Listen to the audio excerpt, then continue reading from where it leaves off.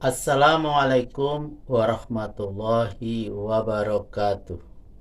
Alhamdulillahirabbil alamin. Pada kesempatan ini kami bisa melanjutkan kembali membaca Al-Qur'an surat An-Nisa ayat 11 sampai dengan ayat 20 beserta terjemahannya. A'udzu billahi minasy syaithanir rajim. Bismillahirrahmanirrahim. Yusikumullahu fi auladikum lizzakari mislu khazzil unsayain. Fa in kunna nisa'an fawqa ithnataini falahunna thulutha ma tarak wa in kanat wahidatan falahan nisf wali abawaihi likulli wahidin minhuma as-sudusu mimma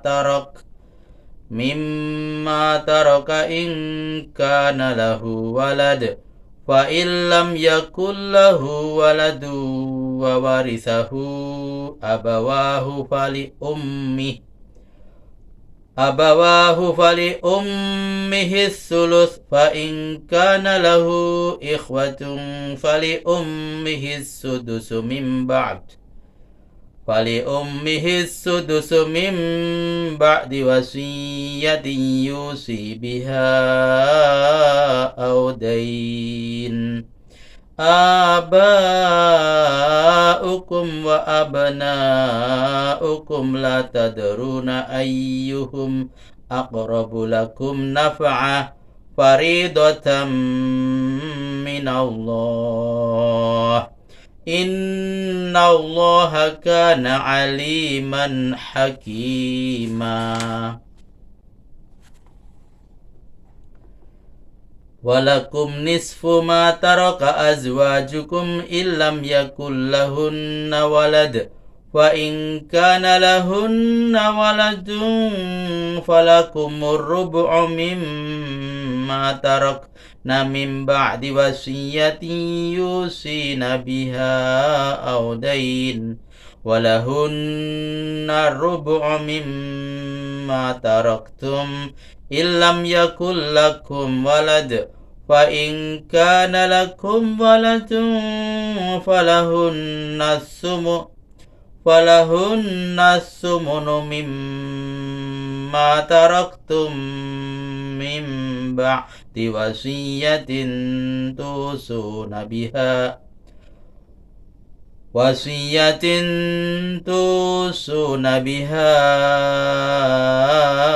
aw dain. Fa in kana rajulun yurasu kalalatan aw imra'atu wa lahu akhun aw ukhtun falikulli wahidin minhuma as-sudus. Fa in kanu aktsara min dzalika fahum syuraka'u fis sulusi min ba'di wasiyati yusa biha aw dain ghaira mudar wasiyatan minallah wallahu alimun halim.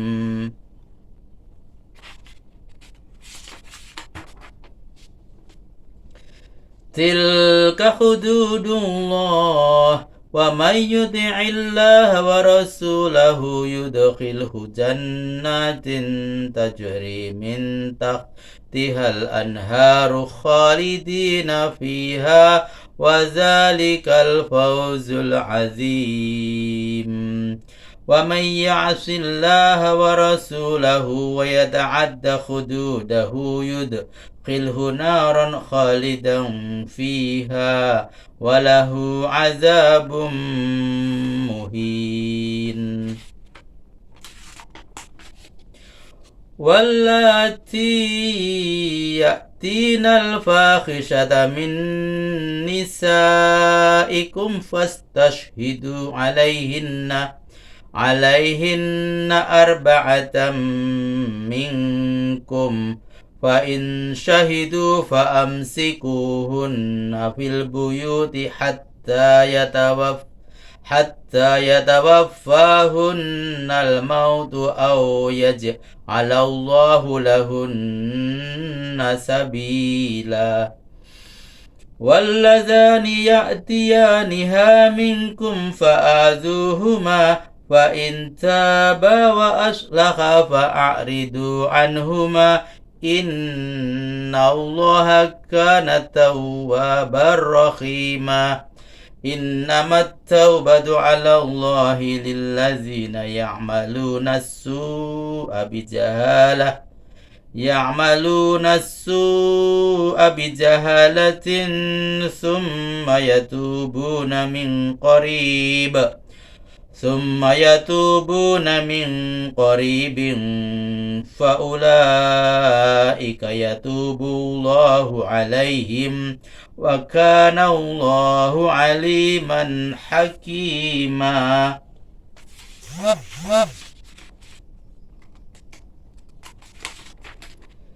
وليست التوبة للذين يعملون السيئات حتى إذا حضر أحدهم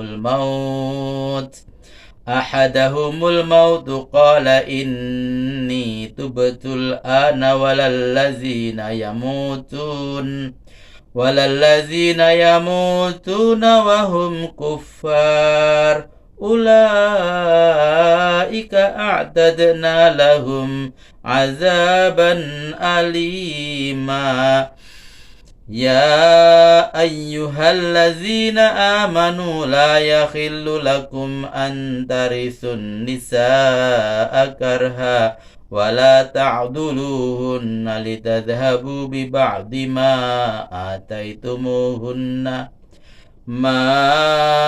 آتيتموهن إلا أن يأتين بفاحشة مبينة وعاشروهن بالمعروف فإن كرهتموهن فعسى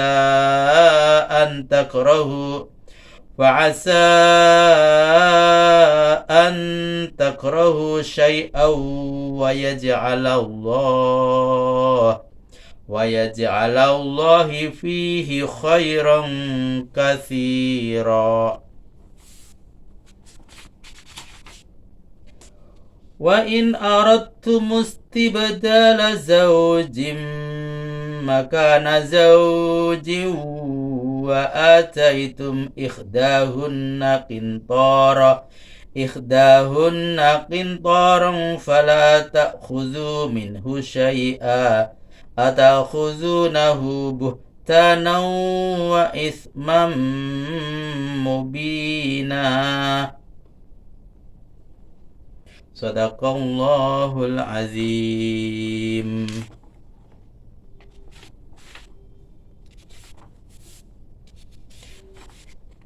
Terjemahan Al-Quran Surat An-Nisa ayat 11 sampai dengan ayat 20.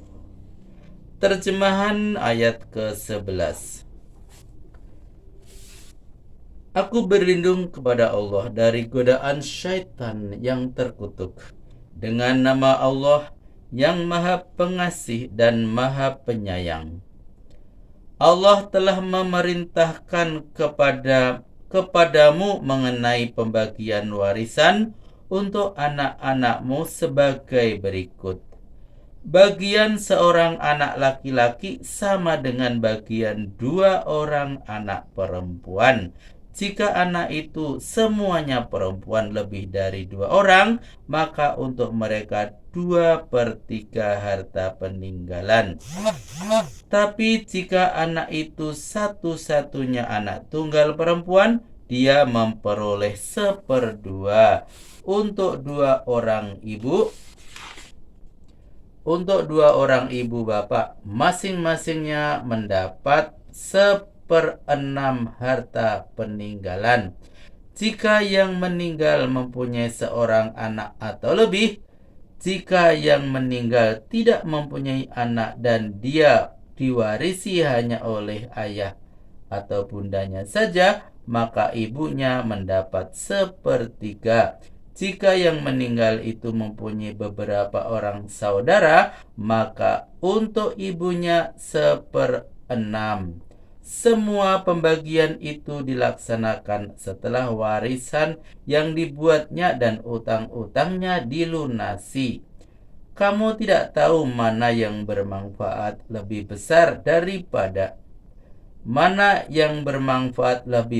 kepadamu di antara dua golongan, bapak-bapakmu atau anak-anakmu. Karena itu, turutlah ketetapan hukum dari Allah. Sesungguhnya Allah Maha Mengetahui dan Maha Bijaksana.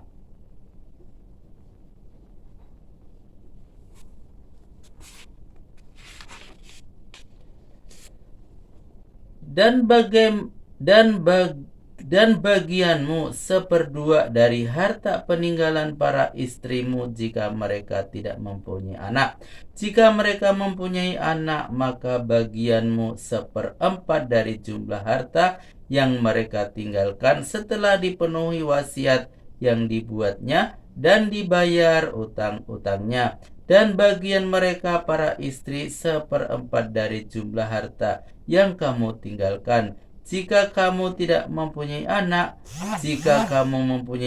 maka para istri itu memperoleh 1/8 dari harta yang kamu tinggalkan sesudah dipenuhi wasiat yang kamu buat dan dibayar utang-utangmu. Dan jika seorang meninggal dunia, baik laki-laki maupun perempuan yang tidak meninggalkan ayah dan anak-anak, tetapi mempunyai seorang saudara laki-laki seibu atau seorang saudara perempuan seibu, maka bagi masing-masing dari keduanya mendapat 1/6. Tetapi kalau saudara-saudara seibu itu lebih dari 2 orang, mereka mendapat 1/3 untuk bersama setelah dipenuhi wasiat yang dibuatnya dan dibayar utang-utangnya tanpa merugikan ahli waris. Kamu disuruh berbuat demikian karena perintah dari Allah, dan Allah Maha Mengetahui dan Maha Penyantun.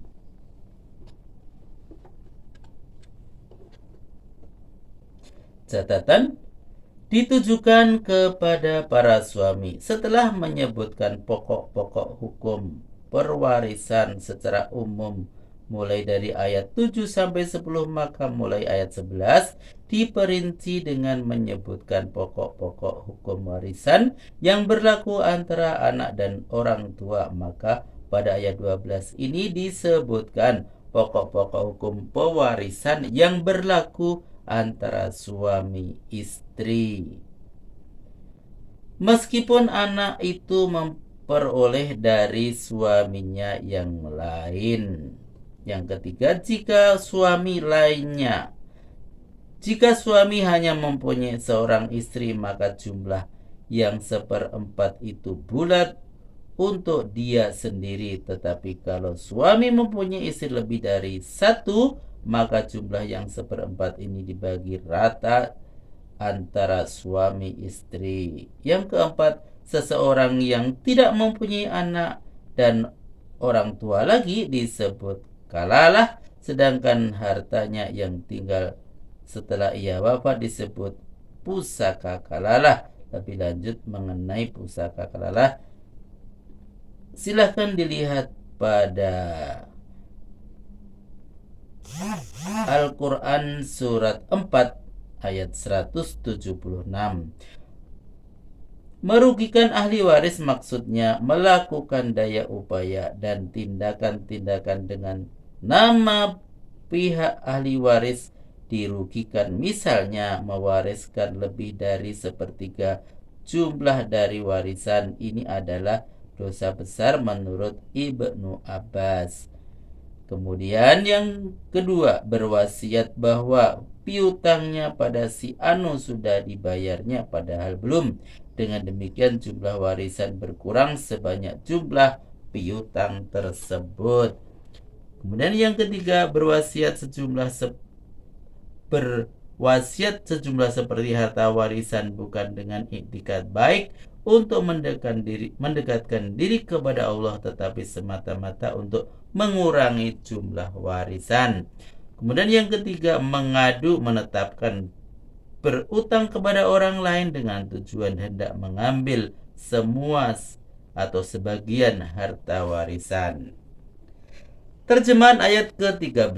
Itulah batas-batas ketentuan hukum Allah. Barang siapa yang mentaati hukum-hukum Allah dan yang disyariatkan melalui Rasulnya dan mentaati Rasul itu sendiri, maka Allah memasukkannya ke dalam surga yang mengalir sungai-sungai di bawah pohon-pohonnya, mereka kekal di dalamnya. Itulah keberuntungan yang paling besar. Terjemahan ayat ke-14. Sebaliknya, barang siapa yang mendurhakai Allah dan Rasulnya dan melanggar batas-batas ketentuan hukumnya, akan dimasukkannya ke dalam neraka. Mereka kekal di dalamnya dan baginya siksa yang berdampingan dengan kehinaan. Terjemahan ayat ke-15. Para wanita mukmin yang melakukan perbuatan keji, ajukanlah 4 orang saksi laki-laki oleh pihakmu manakala para saksi itu telah memberikan kesaksiannya. Tahanlah wanita itu di dalam rumah sampai nyawanya direnggut maut, atau sampai Allah memberi jalan keluar yang lain kepadanya. Catatan, yang dimaksud dengan perbuatan keji adalah zina. Namun menurut pendapat lain termasuk juga di dalam perbuatan keji, yaitu homoseksual, lesbian, dan sejenisnya. Terjemahan ayat ke-16. Dan terhadap kedua orang yang melakukan perbuatan keji di antaramu, hukumlah keduanya. Namun bila keduanya tobat dan memperbaiki tingkah laku, bebaskanlah. Allah Maha Penerima Tobat dan Maha Penyayang. Catatan, maksudnya laki-laki dan wanita yang melakukan zina. Pada masa permulaan Islam, hukuman untuk orang yang melakukan zina dimarahi dan dicaci maki. Caranya terserah kepada masyarakat setempat. Tapi setelah ayat-ayat surat An-Nur turun, hukuman itu diganti dengan sebagai berikut. A. Bagi mereka yang sudah pernah kawin, dirajam atau dilempar dengan batu sampai mati. Kemudian yang kedua, bagi mereka yang belum kawin, dipukul 100 kali dan disingkirkan selama setahun. Terjemahan ayat ke-17. Bahwasanya tobat yang dijanjikan Allah untuk dapat diterima ialah bagi mereka yang melakukan kejahatan karena kejahilan dengan waktu singkat. Itulah mereka yang diterima tobatnya oleh Allah. Allah Maha mengetahui ulah hambanya dan Maha bijaksana.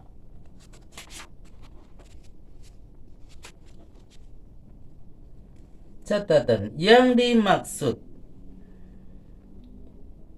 kejahilan ialah tidak mampu menahan diri terhadap rangsangan syahwat dan dorongan amarah sampai lupa daratan dan hilang susila. Tingkat-tingkat orang yang tobat sebagai berikut. A. Seseorang yang berkepribadian baik dan berkemampuan besar untuk menerima dan melakukan kebajikan. Bila ia melakukan kejahatan, ia menyesal sejadi-jadinya, lalu cepat-cepat membawa diri kepada sifat-sifat yang luhur dan menghindarkan diri dari sifat-sifat yang tercela. Kemudian yang kedua, seseorang yang keinginan syahwatnya sangat kuat merangsang diri dan merasuk kalbunya Bila keinginan syahwatnya itu diikutinya, lalu ia melakukan perbuatan keji, serta-merta pemikiran sehat tentang ketuhanan melawan, memerangi, dan mencela perbuatannya, sehingga pemikiran sehatnya itu mampu mengalahkan dorongan nafsu secara sempurna. Selanjutnya, ia tidak terjatuh lagi ke dalam dosa, sekalipun semangat dan daya tahan diperlukan sangat besar untuk mengatasinya. Kemudian C, seseorang yang memperkuat mentalnya dengan sekuat tenaga menjauhi perbuatan keji, bukan terhadap dosa kecil dan kejahatan. Dalam hubungan ini terjadilah pertarungan hebat dalam dirinya antara gangguan jiwa yang ditimbulkan oleh melakukan dosa kecil itu di satu pihak, dengan pemikiran sehat tentang kebutuhan sebagai pasokan iman di lain pihak. Kemudian yang keempat, seseorang yang telah berbuat dosa lalu tobat dan meminta ampun kepada Tuhan, kemudian berbuat dosa kembali, lalu menyesal dan meminta ampun pula, dan begitu seterusnya. Ini adalah tingkat tobat yang amat rendah.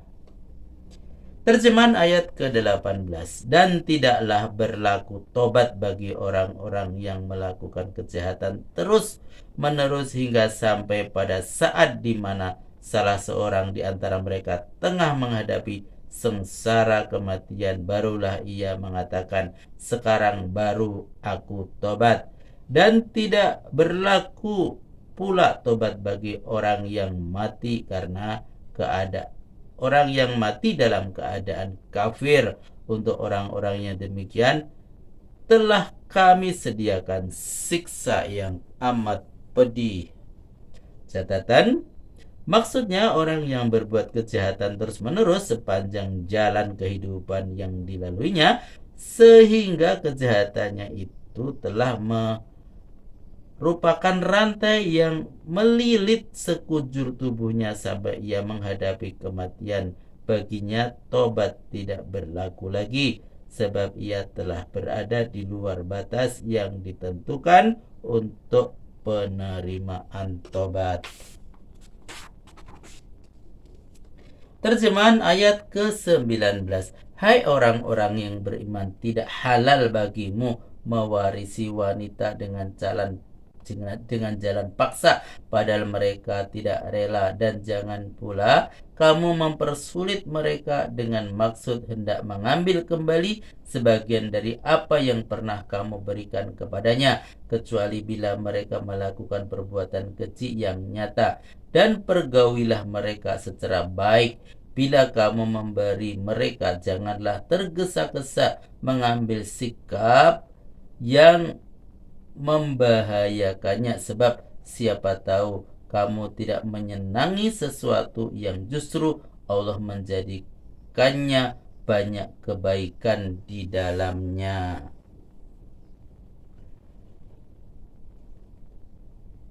Catatan, kebiasaan orang Arab di zaman jahiliyah, bila seseorang meninggal dunia, maka kerabatnya mempunyai hak mutlak untuk mewarisi istrinya seperti mewarisi harta saja.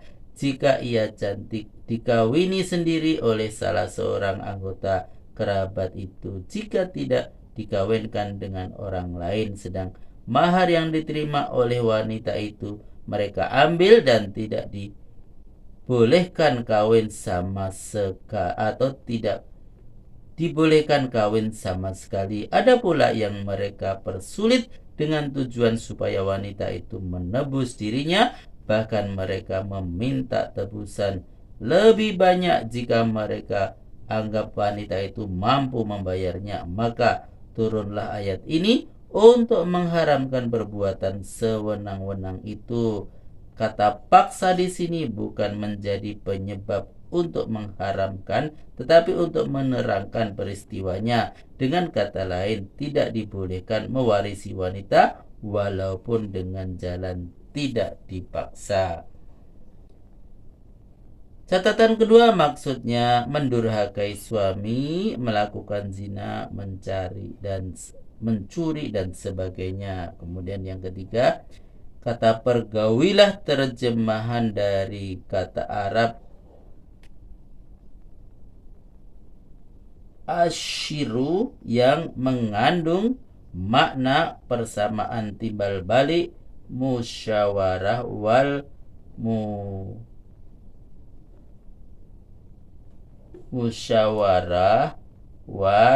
musyawwa'ah. Maka kalimat pergaulilah mereka secara baik dapat diartikan dengan pergaulilah mereka secara baik supaya mereka berlaku baik pula kepadamu. Terjemahan ayat ke-20, bila kau ingin mengganti istri dengan yang baru, pengganti istri yang lama sedang kamu telah memberikan kepadanya sejumlah besar harta, janganlah harta itu kamu ambil kembali walau sedikit pun. Apakah patut kamu mengambilnya kembali dengan melontarkan tuduhan palsu dan dosa yang nyata? Catatan di antara kebiasaan buruk di zaman jahiliyah juga, bila hendak menceraikan istri, lebih dahulu dia dituduh berbuat keji sampai ia ketakutan. Hal itu dimaksudkan supaya ia menebus dirinya dengan mahar yang pernah diterimanya. Maha benar Allah dengan segala firman-Nya. Alhamdulillah telah kami bacakan Al-Quran surat An-Nisa ayat 11 sampai dengan ayat 20 beserta terjemahnya. Semoga bermanfaat dan sampai jumpa pada video berikutnya. Billahi taufik wal hidayah. Wassalamualaikum warahmatullahi wabarakatuh.